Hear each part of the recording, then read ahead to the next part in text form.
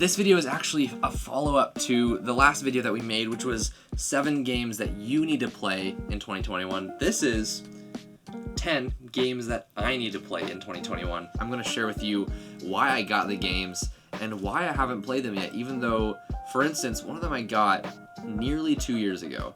What happened in that 2 years? So much stuff has happened. I have a list of 9 games right here. I think it's 9. 10 games that I own and haven't played yet, and I'm super excited to share them with you, even though I'm mostly kind of just sad. So make sure that you watch through the end to hear about all of the games that I haven't played yet. In fact, what if this is my New Year's resolution? How about that? My New Year's resolution is to play every game in my collection. That way, by the end of the year, I will have no unplayed games.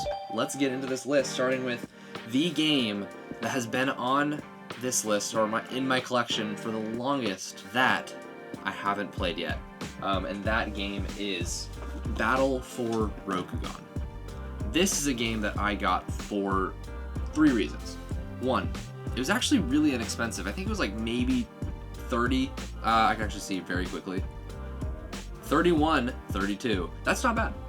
So I was like, let's try it. I also loved, at the time specifically, and still now, the game Legend of the Five Rings, which is set in the same universe, and it's a card game that, again, it's set in the same universe of Rokugan. I loved it. So this is like, oh, heck yeah, another game in Rokugan. Yes. And then the third reason is because, no pun included, made a video highly recommending it, and I was already interested in the game. When I watched that video, I immediately bought it. But it's been in my collection for 2 years. Coming March. I bought it March 2019. And I still haven't played it. Why? Well, here's the thing. It's a fairly long game, which isn't crazy. I have a lot of games that are fairly long, and a lot of them I do play fairly often. But it's also a war game, which again, I have some war games in my collection, and those get seen again fairly often. Root, we play pretty often. Jacob got the Clockwork expansion. We've been able to play 2-player since then. This one is probably best at 5. So the combination of it being a war game that should be played at 4 or 5 players, and it being quite long, especially for the first learn, just makes it so hard, because most of the games that I play with people, and most of the people I play games with, prefer later games, and they prefer ones that aren't so conflicting. This game has a lot of conflict because it's about conflict. I personally love games like that, even though often I do prefer a game that has little conflict.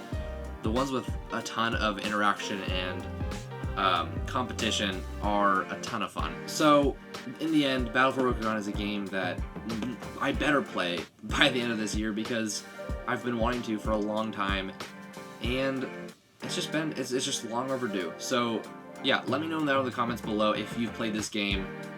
All of these games, if you've played them, I'm going to need you to convince me to play it.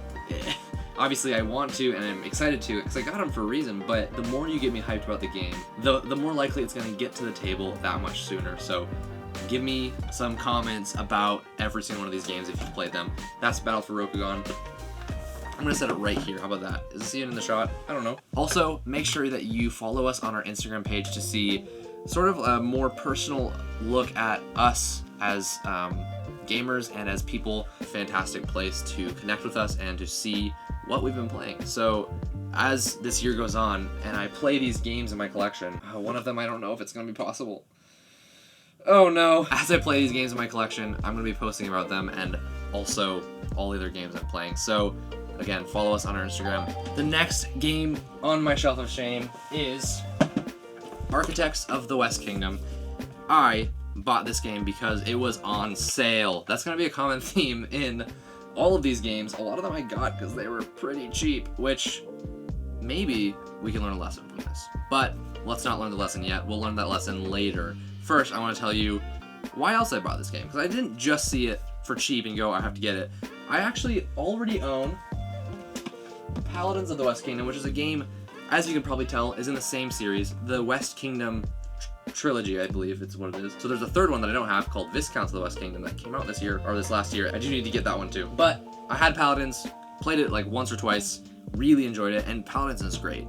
And went, well, this game's on sale, I may as well get it. And now that I have the second one, I need to get the third one to complete the trilogy, and I need to get the expansion for this, and there's an expansion that makes it that all three of those games can be played together in one like campaign called the Tome Saga. But Architects, until I get everything, I need to try Architects, right? Heck yeah, I do. I don't know why I'm being so ridiculous. I need to try this game.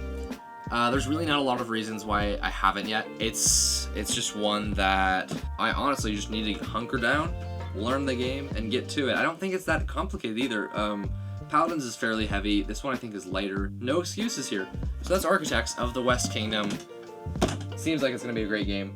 The next game is honestly heartbreaking. The next game is Through the Ages, A Story of Civilization. This game is a Vlaada Chvátil game, which Vlaada Chvátil is one of my favorite designers of all time. He has an incredibly versatile library of games he's designed, starting with Mage Knight, which is one of my favorite games ever, as well as Codenames, which is incredibly different but still a fantastic game. Through the Ages is a civilization building game that people consider to be probably the best civilization building board game of all time. Specifically, a new story of civilization. This one is the old story of civilization, which the difference is this is the first edition. New story of civilization is the second edition, which people consider to just be a better version. They improve a lot of things. They make the components and art better. But this one, people still say is really good. The reason why I have this one and not the other one is because I got it for a really good deal on Facebook Marketplace. And so I was like, well, honestly, heck yeah. This is an incredibly revered game from a designer that I love. And I don't have any civilization building games yet, and that's when I bought this. I didn't have any yet, so I have to get it. But it's a really long game. It's really complicated, so I have yet to find somebody who will play it with me, and it doesn't have a solo mode. So, I mean, there probably is one online somewhere, but yeah, so I haven't played Through the Ages yet, but this year, that's gonna change, right? That's the goal. After I got Through the Ages, which was my first civilization building game, I got another civ builder, which is Nations. This one people consider to be a nice, simpler version of the game that's quite a bit faster, but still it gives you that civilization building feeling, which I'm super excited to try. I got this game because it's on sale, and I had to do it. Again, with each of these games, if you have played this game, please leave a comment down below. Tell me what you think of this game. Maybe you don't actually like it. Maybe it's also on your shelf of shame, or maybe you love it. And hopefully that's the case, so you can tell me, dude, you gotta try Nations. Because this is a game that I am also very excited to play. This became my second civilization builder, and my third one became Tapestry. I don't know if you can see that. Tapestry is technically in the same genre, but it's not really a civilization building game, as everyone kind of agrees on. It's fun, and it's really good for a lot of reasons, but it's not really civilization building. If you want to see us play Tapestry, we have a playthrough that we did a live stream a couple months ago. Make sure you check that out. I'll link that video of us playing Tapestry. We had a great time. It actually, honestly, changed my opinion on Tapestry quite a bit. So check out that video if you're interested in seeing us play Tapestry. Until then, this is Nations. 2 of the games on this list out of 10, so 20% of my games that I haven't played, that I own, are civilization building games. I think that needs to change very soon. We'll put that right there. I don't know if you could see this, honestly. How about that? The next game on this list, this is hilarious. I got it at the same time as Nations. I remember saying, well, so I was talking to, I think, Jacob, and I said, yeah, well, this one's not going to be on my shelf of shame for very long. Now I think it's been like 8 months since then. Maybe 6, maybe closer to 6. Either way, that game is Tags. Got this game for like really, really cheap. Really good deal. Maybe it was $3. Super cheap. And I had heard about it from Kidsplaining, who is a fantastic channel. They make fantastic content about board games. And it's actually Jared and Peyton, who are kids, and so they're making videos about board games that they've been playing, that they love, teaching the games and whatnot. And we love Jared and Peyton so much, so definitely check out the channel. Either way, they recommended Tags to me, so I was like, oh cool, and I looked into it and it looked awesome. And I said to Jacob, this one won't be on my shelf of shame for very long because I play word games fairly often. It's one that's easy to get to the table. But for some reason, it's not gotten there yet. And I actually think, this is weird, I think the reason is because the box is too big. Can anyone relate to that? If you're watching this and you have ever had that kind of a nitpicky reason for not getting a game to the table, let me know, because I want to not be alone in that, because that's kind of ridiculous. It just doesn't seem like it should be this big. It doesn't make sense to me. And apparently it doesn't take a lot to convince me not to play a game that honestly I chose to put to my collection. I'm actually interested to hear both what you think, as well as just to think about it more myself. Why do games get stuck on your shelf of shame? Battle for Rokugan I've had for 2 years, and I've had plenty of opportunity to plan a game night to play it with people who even love Legend of the Five Rings as well, but I haven't yet. Why? And why haven't I played Tags, even though I could pull it out and play it in literally 30 minutes with just one other person even? There's really no reason besides I feel like when I haven't played it for a certain amount of time, it like kind of got old enough in my collection that it's not a new game anymore. And so the demand to play it kind of just goes down. And then you look at it and you go, well, that's a game that I haven't played yet. That's just where it is. It's weird. It's really interesting. Drop a like down below if you relate to that sort of like, why does this happen? So anyways, that's Tags. It's a word party game that with 15-second turns apparently, according to this thing. That's cool. That I really need to play. I kind of forgot when I got Nations and when I got Tags, and if it was in the same time. But I know that this next game, I either bought it at the same time as Tags or at the same time as Nations, and I don't remember which one it is. So that game is Holding On: The Troubled Life of Billy Kerr. I found out about this game very early on in my board. That's cool. That's cool. So this game is about keeping somebody alive. It's about keeping Billy Kerr alive as you're exploring his memories, which is a really, really unique theme. It's a really fascinating idea, and it honestly sounds heavy. And the themes of dying and regret are wildly unique for the board game world, and I'm very, very intrigued. As soon as I heard about this game, I went, I have to try this at some point. I find it to be fascinating and super unique because a lot of games don't touch these topics. Movies do often. So this game I had to get, and I did, but I haven't played it yet. One reason why I got it, besides the fact that I had to do it, was I got it on sale. Again, this is happening constantly. Almost all of these games on this list I got for a specifically good price that I couldn't pass up on. But it makes me wonder, if you're gonna buy something, but you're not gonna use it, why should you buy it? And if the main reason why you're buying something is to get a good deal on it, and you don't end up playing it, it probably maybe wasn't worth buying. I don't know. That might be true. But also, if I do end up playing all of these games this year, then we'll see. Maybe it was worth it. Maybe I will end up loving Through the Ages. Maybe I'll actually like Nations more. Maybe Holding On will be a completely new experience in board gaming altogether. And we'll see about that. But it just makes me wonder, like, this has just been taking up space in my collection, but I haven't played it yet. So was it worth buying? I don't know. Anyways, Holding On, I think the main reason why I haven't gotten to the table yet is I don't know who to play it with, and I don't know when it's going to happen because the theme, again, is that heaviness. It's that those themes are really not one that are fun. I don't think this game is going to be that fun, and I don't think I want it to be fun either, but I'm fascinated by it. So when I'm going to play it, it's hard to say. I'll need to get people who are in a specific mood and people who are particularly would enjoy the idea of exploring this guy's memories, and something that someone who's fascinated as much as I am about this theme and this game. So we'll see. This video overall, with me placing these games right here and the way I'm talking about it, it's gonna feel a lot like a Board Game Co. video. Alex from Board Game Co. makes fantastic content about board games, some of my favorite in the industry. If you have seen any of his videos, you will honestly recognize the similarities, the inspiration of this video from his. So make sure you subscribe. I'll put a link down below to his channel. He's got so many great videos. Again, I highly recommend you watch Alex's videos from the Board Game Co. Honestly, now that I look back, retrospectively, this would have been the better game to talk about the idea that I just talked about, which is if the only reason why you're gonna buy it is because it's on sale and you don't end up actually wanting to play it that much, should you buy it in the first place? That is how I feel about Citadels.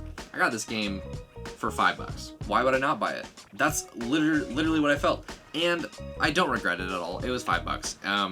And I honestly am excited to play it, but I only got this game because it was $5. I've heard some good things about it, but not a lot, and I don't think there's a lot of people who love this game. So far, my main reason for getting it was because it was $5. Really cheap.